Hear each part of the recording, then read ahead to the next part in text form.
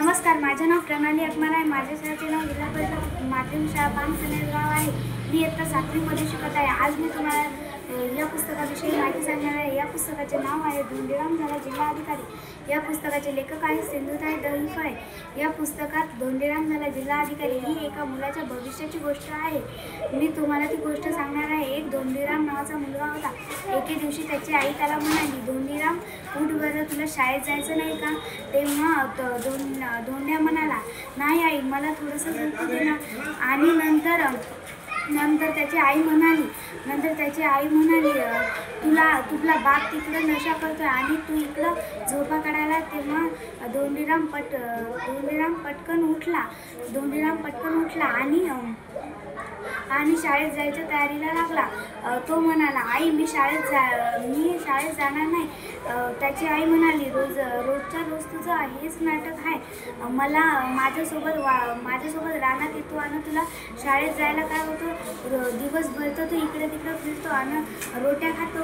तेव्हा तो सरकन उठला आणि शाळेत निघाला।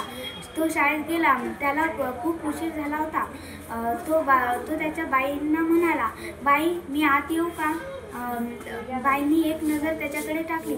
ती म्हणाली, ये बाळा धोंडू आत। तेव्हा सर्व लेकरं फिदी हसायला लागले।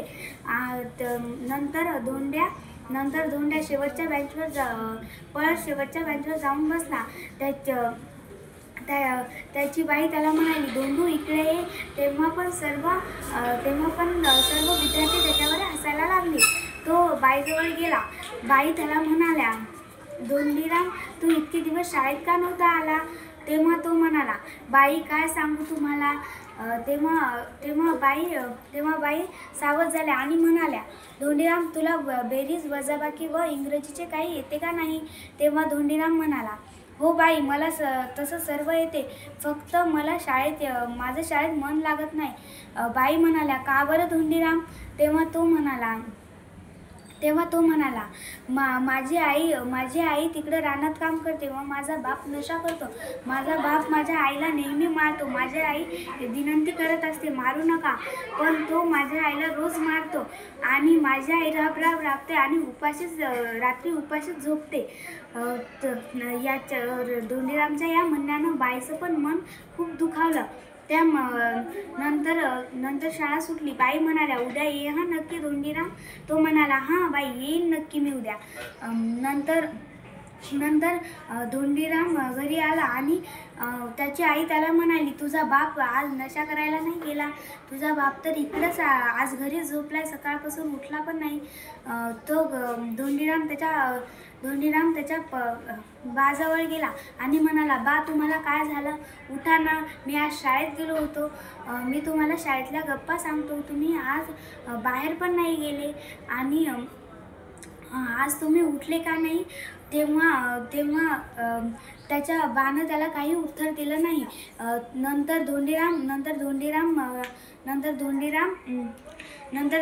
धोंडीराम आईला म्हणाला, आई, तू जा बरं चहा कर। त्याची माय त्याच्या आईला माय म्हणत होता। तो म्हणाला, माय, जा चहा कर। नंतर त्याच्या मायनं त्याला चहा दिला आणि तो म्हणाला, बा, उठा ना, आईनं तुम्हाला चहा पण आणलाय बघा। त्याच्या बानं एकदा डोळे उघडले आणि नंतर पुन्हा लावून घेतले। नंतर त्याने पुन्हा उघडले नाही। तो गावात गेला। त्यांचं घर गावाच्या बाहेर होतं। तो गावात गेला आणि सर्वांना विनंती करू लागला। सर्व माणसे त्याच्याकडे दुर्लक्ष करू लागली। सर्वांना वाटत होते की धोंडीराम खोटं बोलतोय व त्याचे बाबा नेहमीसारखं नाटक करत आहेत, पण त्याचे नाटक करत नव्हते। त्याच्या आई धोंडीरामला जोरात आवाज आला, धोंड्या, अरे येतोस का इकडं? नंतर धोंडीराम गेला। काय झालं आई? तो म्हणाला, ती म्हणाली, तुझा बा आपल्याला नेहमीचा सोडून गेला। नंतर धोंडू इतका रडू लागला। 8-10 दिवस झाले 8-10 दिवस झाले. पाहुणे सर्व निघून गेले. झोपडीत फक्त त्याची आई आणि धोंडूच होता. नंतर त्याची आई रानात गेली. तो त्याच्या आईच्या मागे 30 दिवस रानात गेला. नंतर त्याच्या आईने त्याला चांगलं बजावलं. म्हणाली, तुला कळत नाही का? तू माझ्या मागे रोज येतोस. तू जर माझ्या मागे आलात तर आता मी अन्न आणि पाणी सोडून देईन. तेव्हा तो म्हणाला, असं नको करू आई. मी तुझ्या बिना या संसारात या जगात माझं कोणी नाही. तेव्हा तुझ्या विना या जगात माझं कोणी नाही. नंतर धोंडूराम शाळेत गेला. त्याची आई तो पुन्हा म्हणाला, बाई मी येऊ का आत? सर्व लेकरं त्याच्यावर हसायला लागली. बाई म्हणाला, तू शाळेत काय 9 तास? नंतर बाईंनी त्याला समजून सांगितलं, हे बघ धोंडू, तू जर हुशार झालास तर तुझ्या आईचं पण चांगलं होईल, तुमचं घर पण मोठं होईल आणि तुमची परिस्थिती पण बदलू शकते. असं म्हणण्यानं धोंडूराम अभ्यास करू लागला. त्याच्या दुसऱ्या दिवशी तो शाळेत गेला. बाई म्हणाल्या, तू जर 10वीत पास झालास तर तुझ्या अभ्यासाचा खर्च मी सर्व उचलेल. नंतर धोंडूराम रोज अभ्यास करू लागला. त्यानं अन्न पाणी सोडून दिलं, पण तो अभ्यास करू लागला.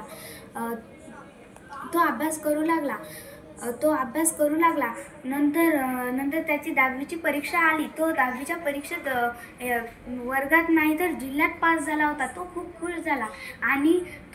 झाला आणि बाईला व आईला तो रानात गेला आणि म्हणाला, ए माय मी 10वीत पास झालो. तेव्हा त्याच्या आईनं त्याला घट्ट मिठी मारली. नंतर त्याच्या बाई दुसऱ्या दिवशी त्याच्या बाई घरी आल्या व म्हणाल्या, मी तुझ्या अभ्यासाचा सर्व खर्च उचलणार. आता मी तुला दुसरीकडे घेऊन जाईल. तुझा सर्व अभ्यासाचा खर्च उचलेल. तेव्हा तो म्हणाला, हा चालेल. नंतर त्याच्या आईने त्याला पाठवलं.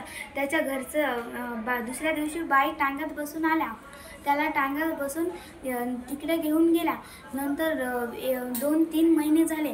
धोंडीरामचं पत्र घरी आले, पण त्याच्या आईला वाचता येत नव्हते. धोंडीरामची आई खूप रडत होती. तिला वाटत होते, माझ्या धोंडूला काही झाले तर नाही ना. नंतर 1-2 वर्ष झाले. त्यांच्या घरापुढे एक लाल दिव्याची गाडी येऊन थांबली. त्या लाल दिव्याच्या गाडीतून एक साहेब उतरला. त्याच्या धोंड्याची माय म्हणाली, कोण आहे साहेब तुम्ही? माझ्या धोंडूने काही केलं तर नाही ना?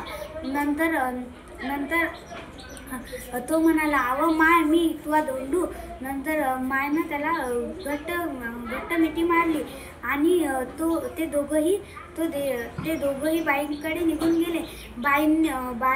तो म्हणाला, तुम्ही मला आईसारखं वागवलं. तुम्ही माझी दुसरी आई आहात.